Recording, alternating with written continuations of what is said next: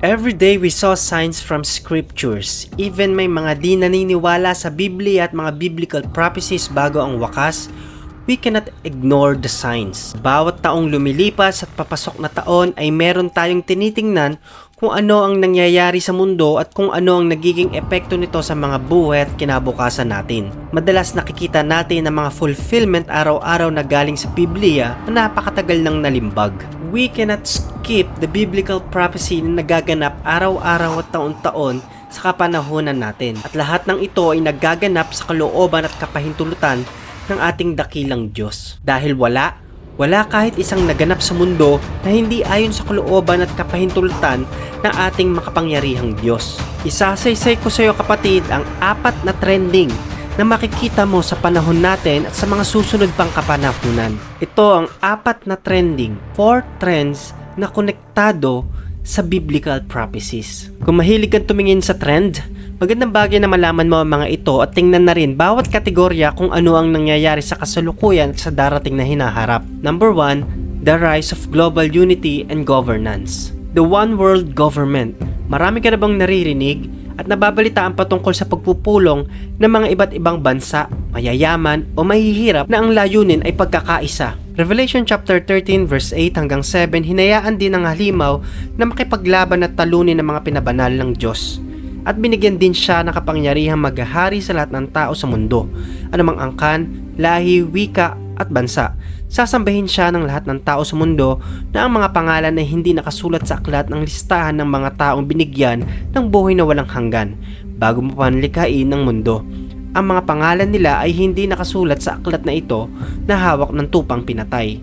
Sa bawat trending na mababalitaan natin patungkol po sa governance, sa unity, isa po yung layunin nito, magkaroon ng peace and security. Kung nag-aaral ka patungkol sa mga huling kapanahunan na may lilitaw na antikristo, merong magpapakita at magpapalaganap ng false peace, which is Antichrist. Pakinggan at makibalita ka sa mga bagay na ito. The continuation of global unity and governance, preparing and primering the world stage for a significant prophetic figure, the Antichrist. Hindi nagkataon lang ang lahat ng nangyayari sa gobyerno natin at sa gobyerno sa mga ilang bansa at sa buong mundo. Dahil ang lahat ng ito ay konektado sa propesiyang nakalagay sa Biblia. Nakikita, nababalita at naririnig mo ang mga nabubuong alyansa ng mga political leaders, religious leaders, sikat na mga tao at mayayamang tao sa buong mundo. It's not about the geopolitics at play. Ito ay manifestation ng ancient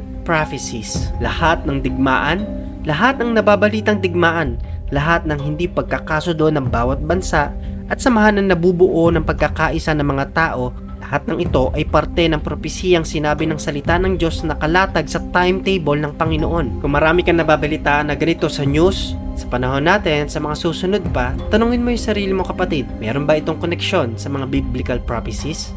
Ano sa tingin mo? Dahil wala. Kahit isa na hiwalay sa kalooban ng Diyos ang nangyayari sa mundo natin. Lahat ng ito ay konektado sa pagiging sovereign ng Diyos sapagkat siya ang Alpha at ang Omega. Pangalawa, global economic system and digital currencies. Yung mga technology na pa-high-tech ng pa-high-tech bawat panahon na nadadagdag sa mundong ito, tindi na ang rise ng global economic system o yung tinatawag na digital currencies. Global digital currencies ay unti-unti nang accepted sa mundo. Tama ba? Kasi hindi lang ito about sa efficiency at security na binibigay nito sa tao. Ngunit ito ay reflection ng mundo papunta sa pagkakaisa ng lahat ng sektor sa buong bansa at sa buong mundo patungkol doon sa one world currency. Kung mapapansin mo kapatid, embrace na natin yung digital currency. Gaano tayo kalapit doon sa cashless society? Ano sa tingin mo kapatid? Dahil kung hindi mo pa alam, pagdating sa Revelation, sinabi dito na magkakaroon ng mandatory pagdating sa pagbenta o pagbili at pagbayad ng mga item sa mga huling panahon ng mundo. Revelation chapter 13 verse 16 hanggang 17, pinilit ng pangalawang halimaw ang lahat ng tao, dakila o hindi, mayaman o mahirap, alipin o malaya, na magpatatak sa kanang kamay o sa noo, at ang sino mang ayaw magpatatak ng pangalan o numero ng unang halimaw o hindi maaring bumili o magbenta. Marami na ako inirelease patungkol sa Antichrist na magra-rise sa huling panahon. Ganon din yung system ng Mark of the Beast. Panoorin at matuto at ma-inspire sa mga videong ito. Nakalagay po sa playlist ng YouTube o kaya naman sa Facebook. Dahil ang mga trend na ito ay hindi isolated na umusbong at lumitaw at nangyari sa ating mundo. Ito ay piyesa sa mga bagay na magaganap na naka-unite sa end times prophecies. Tama ba? If you are a believer of Christ, a follower of Christ, you must know this trend. Pangatlo, nature, climate change. Mga bagay na nangyayari na hindi pa nangyari noong mga unang panahon sa mga natures sa mundo natin. Matthew chapter 24 verse 29 hanggang 30. Pagkatapos ng mga araw na iyon ng matinding kahirapan, magdidilim ang araw, hindi na magliliwanag ang buwan, at mahuhulog ang mga bituin mula sa langit. Ang mga bagay sa kalawakan ay mayayanig at mawawala sa kani-kanilang landas. Pagkatapos, makikita sa langit ang tanda ng aking pagbabalik. Alam nyo ba na hindi lang aksidente na yung matinding pag-init sa panahon natin ngayon, at hindi rin aksidente na sobrang lamig at abnormal ang nagaganap po sa mga weather po natin sa bawat bansa sa buong mundo. Ang pagkilos ng mga hayop na medyo kakaiba, pagbaba ng level ng ilog Euphrates, kasama ito sa mga biblical prophecy before end times. At bago dumating ang Panginoong Hesus sa mga senyales na magaganap sa mundong ito. Kaya habang nakikita natin ang mga trending about sa natures, maging mapagmasid tayo at maging maingat tayo sa ating mga katawan sapagkat may epekto ito. Yung matinding init, matinding paglamig, hindi magiging maganda ang dulot nito sa ating mga kalusugan. Be filled with the guidance of the Lord pagdating po sa pag-aalaga ng ating katawan. Ganon din sa ating mga kinakain. As a believer of Christ, alam natin kung ano ang pag-iingat at dapat nating gawin sa ating sarili, ganon din sa ating mga pamilya. Number 4, humanity. Makikita nyo ang tao, behavior ng tao, ang ugali ng tao sa mga susunod pang panahon. Yes, hanggang sa dulo ng mundong ito, mananalo ang ebanghelyo ni Kristo at ang Diyos. Pero makikita ang mga sign na ito at hindi maitatanggi na ang mga tao ay maraming nalalaglag sa pananampalataya. Matthew chapter 24 verse 9 hanggang 12. Sa panahong iyon, kamumuhian kayo dahil sa pagsunod nyo sa akin. Dadakpin kayo upang parusahan at patayin. Marami ang tatalikod sa kanilang pananampalataya, kapopootan at papahuli nila ang kapwa nila mananampalataya. Lilitaw ang maraming huwad na propeta at marami ang maliligaw nila. Lalaganap ang kasamaan at dahil dito manlalamig ang pag-ibig ng maraming mananampalataya. Isa sa pinakakalaban ng tao ay ang kanyang sarili. Paano niya paniniwalaan ng salita ng Diyos? Paano siya magpapatuloy sa pananampalataya? Kasi nakapaligid tayo sa napakarami na pong kasinungalingan na ini-inject ng kaaway. Biruin nyo, yung kapwa mananampalataya ay papadakip yung kapwa mananampalataya.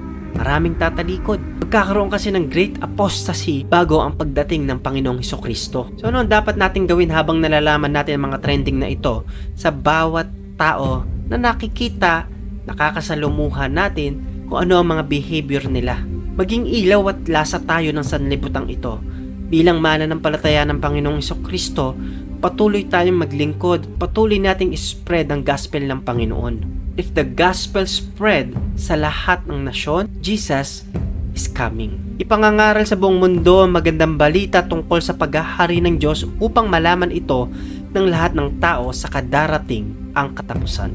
Maniwala ka man sa hindi, ang lahat ng trending nagaganap sa mundo natin na babalitaan na papakinggan mo, lahat ng yan ay piyesa doon sa end time prophecies at second coming of Jesus Christ. Hindi yan itinago ng Panginoon. Iilan lang yan mga kapatid sa mga pwede nating makita at napakarami yan.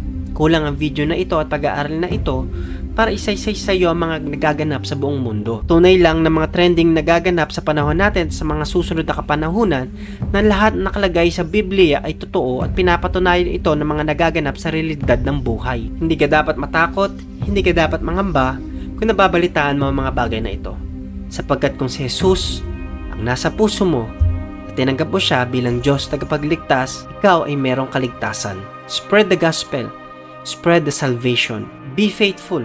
Maging tapat ka sa pananampalataya. Ngunit ang mananatili hanggang wakas ay siyang maliligtas. Let us pray. Panginoon, salamat po sa aming napag-aralan. Patuloy na kumilos kayo sa aking kapatid na kikinig ng pangangaral na ito. Patuloy na pagharian niyo po. Sino man, Panginoon, ang merong karamdaman ay patuloy na gumaling. Sino man ang pinapahirapan ng gawa ng kaaway ay patuloy niyong palayain. Sino man po, Panginoon, ang dinadaya ng gawa ng kaaway, ang espiritu ng Antikristo na inilalayo ang aking mga kapatid sa katotohanan ay patuloy kong sinasaway sa pangalan ni Jesus. I rebuke you in the mighty name of Jesus. Napagharian nyo ang inyong kapangyarihan sa bawat isa na nakakapakinig ng salita ninyo. Patuloy namin kasabikan ang pag-aaral ng inyong salita at patuloy nakasabikan namin ang presensya niyo, Panginoon. Tinatanggap namin kayo bilang Diyos at tagapagligtas na aming buhay, Panginoong Hesus. Pinagsisisihan namin ang lahat nagawa naming mali at kasalanan.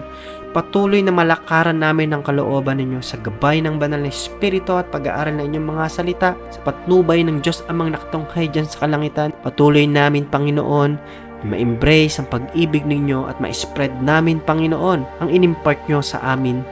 Salamat po, ito po ang aming dalangin sa pangalan ni Jesus. Amen. Gusto ko magpasalamat sa iyo kapatid na karating sa huling part na video ito. Marami ka nawang natutunan. Kung bago ka lang, like nyo lang po yung video ito. At kung meron kang gustong sabihin, let me know in the comment section. Follow nyo po ang page na ito. Kung napapanood nyo po ito sa YouTube channel, click nyo po yung subscribe button dyan na kulay pula. Click nyo rin po yung notification bell para updated kayo sa mga i-release natin na video. God bless kapatid, hanggang sa susunod na pagkikita natin, ito ang inyong lingkod, Pastor Gab Bueno. God bless you.